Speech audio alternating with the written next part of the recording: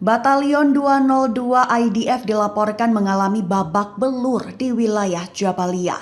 Mereka juga menyatakan telah melihat keanehan dalam strategi tempur yang digunakan Brigade Al-Qasyam. Mengutip Tribun News pada 25 Mei, kabar itu melansir pernyataan di radio tentara Israel beberapa waktu lalu. Sumber utama juga mengutip pernyataan tentara Batalion 202 IDF, di mana pertempuran di Jabalia menjadi satu pertempuran paling sulit. Mengingat pasukan IDF itu terpaksa balik ke medan tempur Gaza Utara, termasuk Jabalia dan Beit Hanun. Lantaran indikasi regrouping kekuatan milisi perlawanan Palestina termasuk Brigade Al-Qasyam. Satu alasan menyebut Jabalia adalah medan pertempuran sulit lantaran aksi dan strategi yang ditunjukkan oleh Al-Qasyam.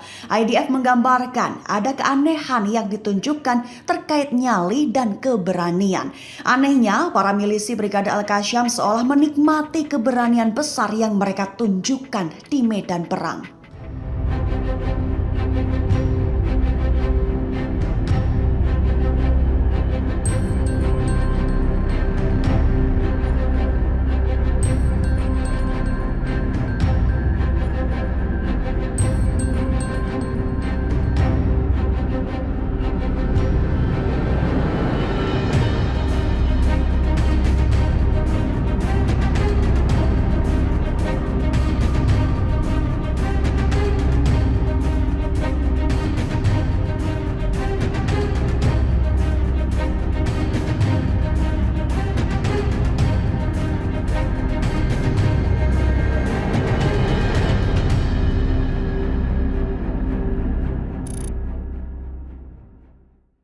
Download Tribun X sekarang, menghadirkan lokal menjadi Indonesia.